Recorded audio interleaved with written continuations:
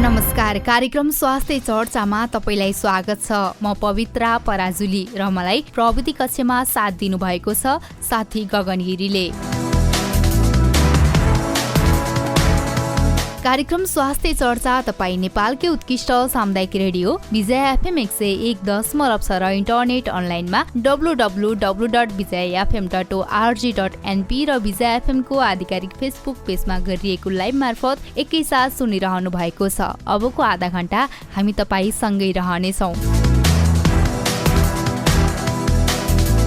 कार्यक्रममा रहेर हामी स्वास्थ्य सम्बन्धी विषयवस्तुमा नै चर्चा अनि परिचर्चा गर्ने गर्छौं। कार्यक्रमको आजको अङ्कमा भने हामीले हृदयघातको विषयमा कुराकानी गर्दैछौँ। हृदयघात विशेष गरी 40 वर्ष माथिका मानिसहरूलाई देखा पर्दछ, तर गलत खानपान र शारीरिक व्यायामको अभावमा आजकल युवा उमेरका मानिसमा पनि हृदयघातको समस्या देखिन थालेको छ। आज हामी हृदयघात हुनबाट कसरी बच्न सकिन्छ भन्ने विषयमा वरिष्ठ मुटु रोग विशेषज्ञ डाक्टर शङ्कर लौडारीसँग कुराकानी गर्नेछौँ। लागौं उहाँलाई कार्यक्रममा स्वागत गर्नतर्फ नै। सरलाई स्वागत छ कार्यक्रम स्वास्थ्य चर्चामा। धन्यवाद। आरामै हुनुहुन्छ? हजुर, आरामै छु। के छ आजभोलिको कार्यव्यस्तता? अहिले अब डाक्टर भए पछाडि अब बिजी नै भइन्छ। बिस्तारै कोभिड को जुन पेन्डेमिक छ त्यो सँगसँगै र अहिले भ्याक्सिनेसन सुरु गरे पछाडि अब बिस्तारै बिरामीहरू त्यसै गरेर अन्य पब्लिकहरू पनि आवत जावतको क्रम चाहिँ अलिकति बढेको छ। यसो कारणले गर्दाखेरि अस्पतालमा पनि बिरामीहरूको अलिकति भिडभाड हुन देखिएको छ। त्यो हुनाले हामी व्यस्त नै छौँ अहिले। अब बिरामीहरूमध्ये पनि मुटु रोगीहरूको अवस्था चाहिँ के छ अहिले, कतिका आउनुहुन्छ? मुटु रोगीहरू यदि नेपालमा ओभरअल डाटा हेर्ने हो भने अब सिग्निफिकेन्ट मात्रामा हामीले देख्ने गर्छौँ।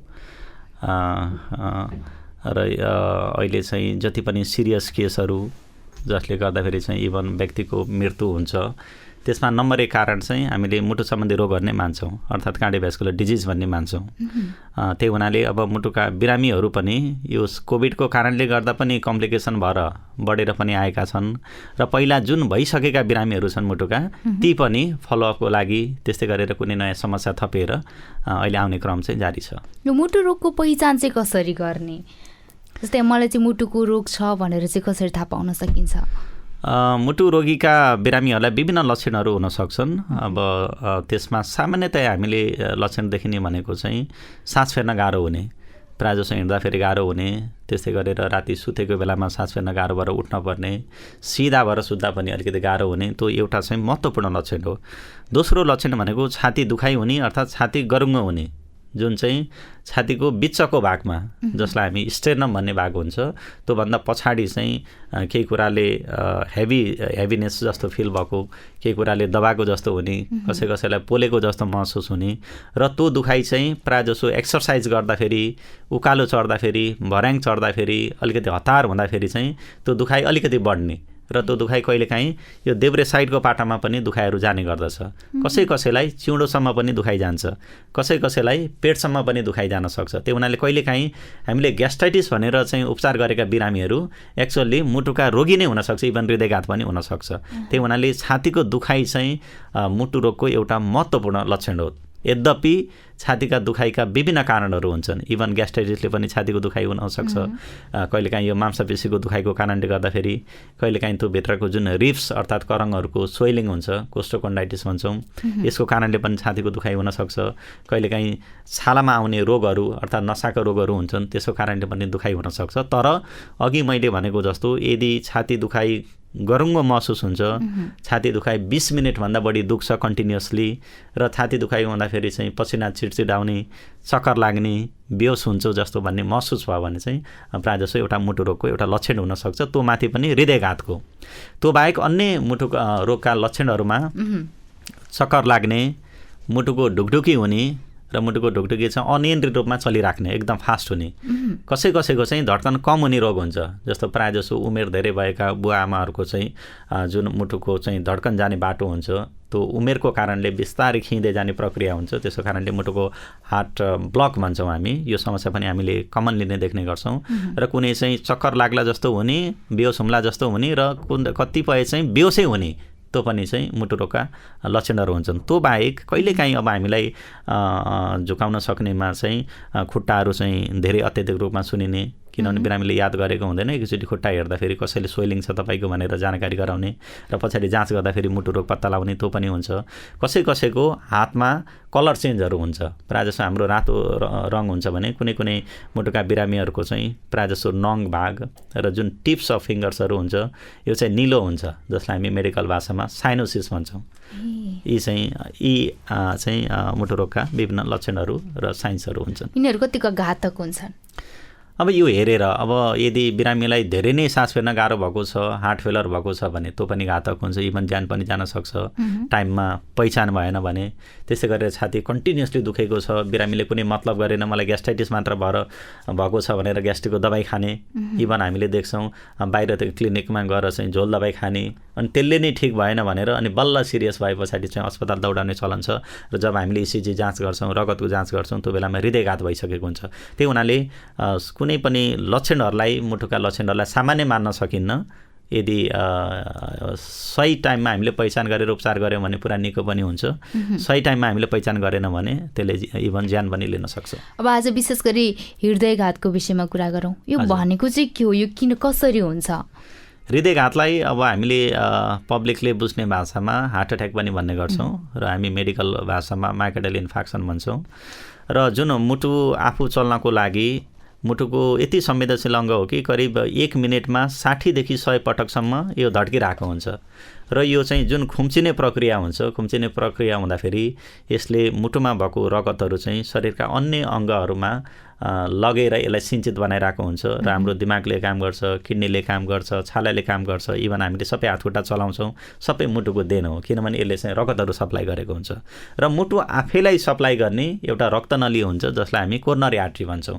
त्यही हुनाले हृदयघातमा के हुन्छ भन्दाखेरि यो जुन कोरोनरी आर्ट्री भने मुटुको मांसपेशीलाई सप्लाई गर्ने नसा हुन्छ, त्यसमा बोसो अत्यधिक रूपमा जम्मा भएको कारणले गर्दाखेरि साँगुरो हुने, अर्थात् त्यो बोसो जम्मा भएको चाहिँ घाउ हुन्छ, सानो प्लक भन्छौँ हामी, त्यो चाहिँ रप्चर हुने अर्थात् फुट्दिने, जसको कारणले गर्दाखेरि त्योभन्दा पछिल्लो भागमा चाहिँ रगतहरू जमेर त्यो मांसपेशीले, मुटुको मांसपेशीले रगत पाउन सक्दैन, अक्सिजन पाउन सक्दैन।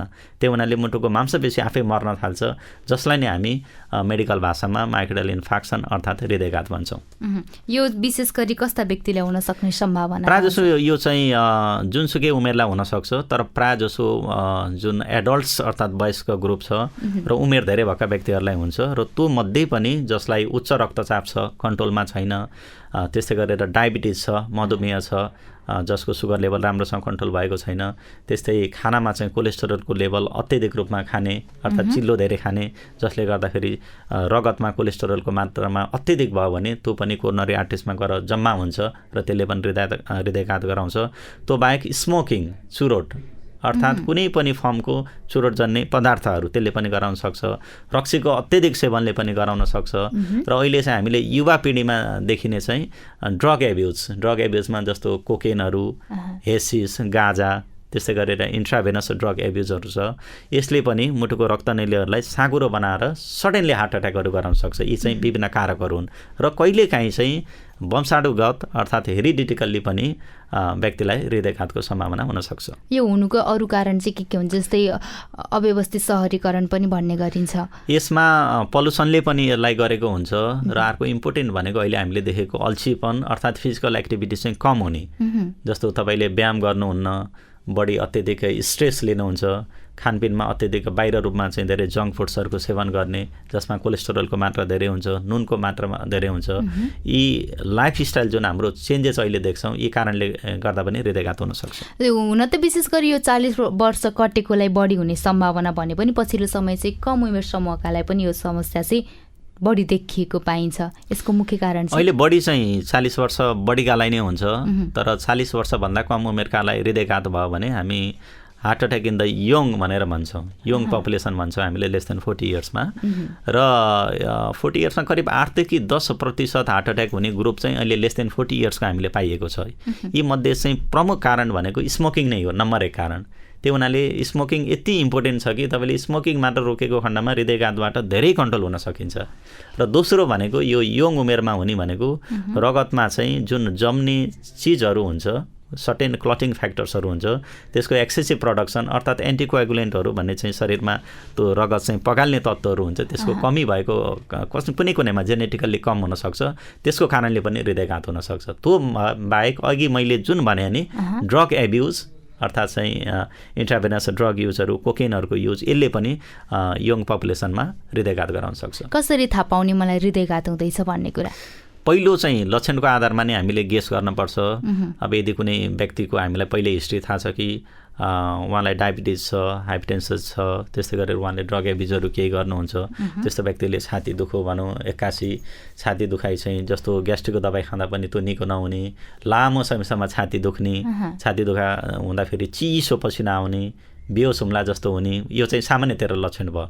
यस्तो लक्षण 20 मिनटभन्दा बढी समयसम्म रहेको खण्डमा चाहिँ तुरुन्त यस्तो व्यक्तिलाई अस्पतालमा लैजानुपर्छ। सकेसम्म अब मुटुको समस्या शङ्का छ भने मुटु अस्पताल लैजानु पर्यो, अर्थात् जहाँ चाहिँ मुटु अस्पताल सम्बन्धी फेसिलिटी हुन्छ त्यस्तो अस्पतालमा लैजानु पर्यो। त्यहाँ गएर इसिजी भन्ने चाहिँ एउटा जाँच हुन्छ जसबाट चाहिँ हामीले इसिजीमा हृदयघातको चेन्जेसहरू हामीले इसिजीमा देख्न सक्छौँ र रगतमा पनि हृदयघात भएको छ कि छैन भनेर कुनै विशेष स्पेसल टेस्टहरू हुन्छ जस्तो ट्रोपाई सिभिकेएमबी भन्ने हामीले जाँचहरू हेर्छौँ।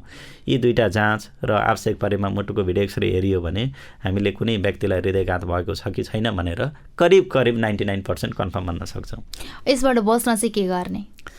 अब हृदयघातबाट बस्ने भनेको अब सर्वप्रथम त prevention is better than cure भनेको जस्तो योबाट हृदयघात गराउने जुन कारक तत्त्वहरू छन्, रिस्क फ्याक्टर्सहरू छन्, त्यसलाई कन्ट्रोल गर्न पर्यो।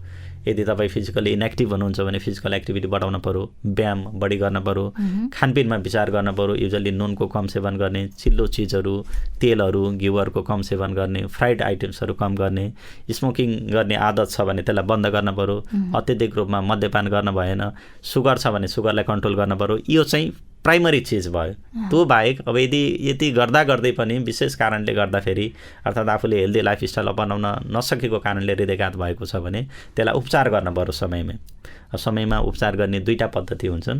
एउटा हामीले दबाईबाट उपचार गर्न सक्छौँ र सेकेन्ड भनेको अपरेसन, अरूले बुझ्ने भाषामा अपरेसन, तर हाम्रो कार्डियोलोजिस्टको भाषामा चाहिँ हामी इन्टरभेन्सन भन्छौँ, जुन चाहिँ हामीले एउटा क्याथ ल्याब भन्ने कोठामा लगेर विशेष मेसिन लगाएर एन्जियोग्राफी भन्ने नसाको टेस्ट गर्छौँ, जुनबाट मुटुको रक्तनली साँगुरो भएको छ कि छैन, ब्लक भएको छ कि छैन, हृदयघात भएको छ भने कुन ठाउँमा भएको छ, कति लामो घाउ भएको छ हैन, त्यो सबै हेरेर अनि त्यो ब्लक भएको ठाउँमा चाहिँ खोल्ने पद्धति हुन्छ जसलाई हामी एन्जियोप्लास्टी भन्छौँ। त्यो हुनाले ठाउँ अनुसार त्यसको फेसिलिटी अनुसार हामीले रगत पातलो गर्ने दबाई चलाउन पनि सक्छौँ, अर्थात् हामीले चाहिँ एन्जियोप्लास्टी पनि गर्न सक्छौँ। यो चाहिँ अहिले विश्वमा भएको सबसे एडभान्स्ड टेक्नोलोजी चाहिँ यिनी दुईवटा नै हुन्। यो पूर्ण रूपमा एकचोटि भइसकेपछि निको हुने सम्भावना चाहिँ कतिको रहन्छ? अब यदि टाइममै बिरामी लिएर आएर करिब 2 देखि 3 घन्टाभित्रमै त्यस्तो हृदयघात भएका बिरामीलाई समयमा ल्याउन सकियो भने 90% बाँच्ने सम्भावना हुन्छ। तर एउटा इन्टरनेसनल जुन हामीलाई डाटा अनुसार एउटा दुःखको कुरा के छ भन्दाखेरि हृदयघात भएका 50% व्यक्तिहरू प्रायःजसो घरमै मर्ने गर्छन्। किनभने एउटा चाहिँ यो मलाई आफ्नो रोग होइन कि सामान्य मलाई ग्यास्ट्रिक बढेको हो कि भनेर एउटा जोखिने, सेकेन्ड चाहिँ सडनली हृदयघात हुँदाखेरि चाहिँ मुटुको धड्कनमा गडबडी आइदिन्छ, जसको कारणले सही पहिचान भएन भने बिरामीलाई ल्याउँदै बाटोमा अर्थात् घरमै मृत्यु हुन्छ। र यदि जुन 50% बाँचेका व्यक्तिहरू यदि अस्पतालमा ल्याइयो भने र उचित उपचार पाएको खण्डमा 90% चाहिँ निको हुने सम्भावना हुन्छ। त्यही त हार्ट एट्याक भएर मृत्यु भयो भन्ने सुनिन्छ, यो चाहिँ त्यही 50%मै पर्छन्। 50%मा पर्छन्। अब घरमै मर्ने चाहिँ 50%मा पर्नुभयो, एक्चुअली अस्पतालमा आएर चाहिँ दबाई चलाउन मिल्यो अर्थात् चाहिँ पिसिआई गर्न मिल्यो भने चाहिँ बाँच्ने सम्भावना अत्यधिक हुन्छ। यसको उपचार विधि चाहिँ कस्तो छ, कतिको खर्चिलो छ? उपचार पद्धति अहिले मैले भनेको जस्तो यदि रगत पातलो गर्ने दबाई चलाइयो भने करिब 4-5 हजार खर्च हुन्छ। त्यसमा नि विभिन्न किसिमका नयाँ दबाईहरू पनि आएका छन्, जस्तो नयाँ दबाईमा टेनिक्टिफ्लेस भन्ने रगत पातलो गर्ने दबाई चलाइयो भने 70-80 हजार खर्च हुनसक्छ। र दबाई बाहेक चाहिँ हामीले एन्जियोप्लास्टीमा गइयो भने करिब 1-1.5 लाख खर्च हुन्छ। र नेपाल सरकारले चाहिँ यस्ता मुटुका बिरामीहरूलाई विशेष सहुलियतको लागि उनीहरूले करिब 1 लाखसम्मको चाहिँ छुट दिएको हुन्छ। त्यो हुनाले यदि टाइममा यस्ता बिरामीलाई लिएर र आवश्यक उपचार गर्न सकेको खण्डमा नेपाल सरकारले पनि सहुलियत दिएको हुनाले उनीहरूलाई हामीले चाहिँ राम्रो बनाउन सकिन्छ। भनेको सामान्य परिवारले पनि यसको उपचार गर्न सक्छन्? यदि जुन नेपाल सरकारले निर्दिष्ट गरेका ठाउँहरूमा गएर यदि हृदयघात भएको छ भने टाइममा लगाउन सकियो भने चाहिँ यदि गर्न सकिन्छ। तर यदि चाहिँ त्यो सुविधा अर्थात् फेसिलिटी त सबै ठाउँमा हुँदैन।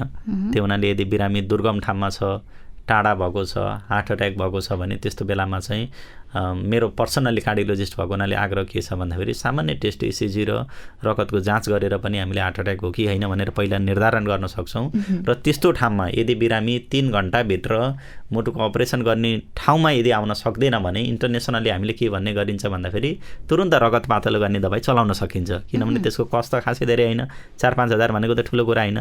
त्यो हुनाले यदि दूर दराजमा भएका बिरामी छन् र एउटा कार्डियोलोजिस्ट को फेसिलिटी हुन नि सक्छ, नहुन नि सक्छ, र इभन फिजिसियनको फेसिलिटी पनि हुनसक्छ, त्यस्तो ठाउँमा रगत पातलो गर्ने दबाई मात्र कुनै सेन्टरमा राख्न सकेको खण्डमा पनि धेरै व्यक्तिको हृदयघातबाट ज्यान बचाउन सकिन्छ। जस्तो अब तपाईँहरूले चितवन मुटु अस्पताल भनेर अहिले सञ्चालनमा ल्याउनु भएको छ, यसको उद्देश्य चाहिँ के हो?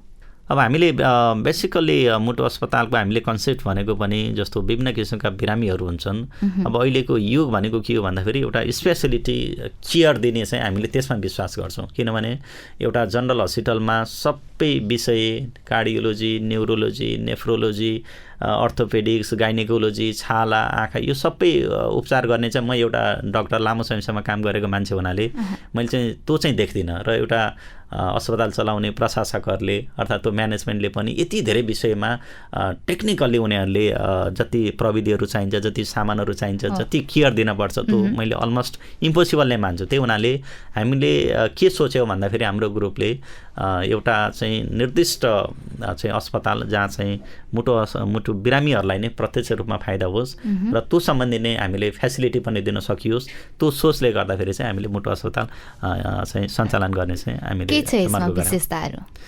यसमा अब अहिले हामीले सञ्चालनमा लिएर आएका छौँ। यसमा अब ओपिडी सेवा चाहिँ सुरु भइसकेको छ।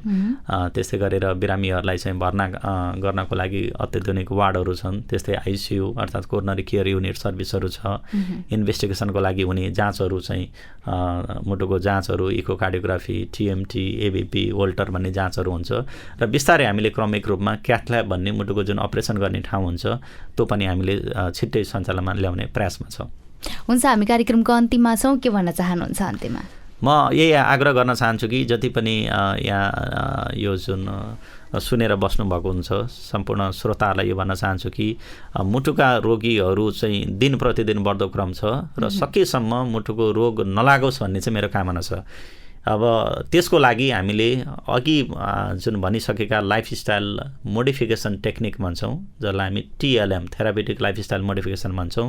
सबै चिजको उपचार भनेको दबाई होइन। दबाईभन्दा अगाडि नै तपाईँले विभिन्न टेक्निकहरू अपनाउन सक्नुहुन्छ। तेलले कन्ट्रोल भएन भने तपाईँले दबाईको सेवन गर्नु पर्यो ताकि मुटुका समस्याहरू नआओस्। र यदि कुनै समस्या आएको खण्डमा सम्बन्धित ठाउँमा गएर चाहिँ जाँच गर्नुहोस् र राम्रो उपचार लिनुहोस् भनेर चाहिँ म सबलाई आग्रह गर्न चाहन्छु। हुन्छ, हजुरको अमूल्य समय दिएर यहाँसम्म आएर कुराकानी गरिदिनु भयो, तपाईँलाई धेरै धेरै धन्यवाद छ। हस्, यसको टेक्निकल टिम र सबै विजय एफएम परिवारलाई पनि म मेरो तथा मेरो अस्पताल परिवारबाट चाहिँ विशेष धन्यवाद दिन चाहन्छु। श्रोता, तपाईँले नेपालकै उत्कृष्ट सामुदायिक रेडियो विजय एफएम 101.6 कार्यक्रम स्वास्थ्य चर्चा सुनिरहनु भएको छ। कार्यक्रममा रहेर हामीले तिनजेल कुराकानी गर्यौं। हृदयघात भनेको के हो र यसबाट बच्नको लागि के गर्न सकिन्छ भन्ने विषयमा वरिष्ठ मुटु रोग विशेषज्ञ डाक्टर शङ्कर लौडारीसँग। उहाँसँगको कुराकानी सँगसँगै अब भने हामी कार्यक्रमको अन्त्यतिर आइसक्यौं। तपाईँलाई हाम्रो कार्यक्रम कस्तो लाग्यो, केही सुझाव सल्लाह र प्रतिक्रिया पठाउन चाहनुहुन्छ भने कार्यालय समयमा टेलिफोन नम्बर 078 50 14 04 र 078 50 14 03 मा फोन गर्न भने नभुल्नुहोला। सँगै तपाईँले विजय एफएम को आधिकारिक फेसबुक पेजमा गरिएको लाइभमा पनि कमेन्ट गर्न सक्नुहुनेछ। हामी तपाईँका सुझाव सल्लाह र प्रतिक्रिया भने पर्खिरहनेछौँ।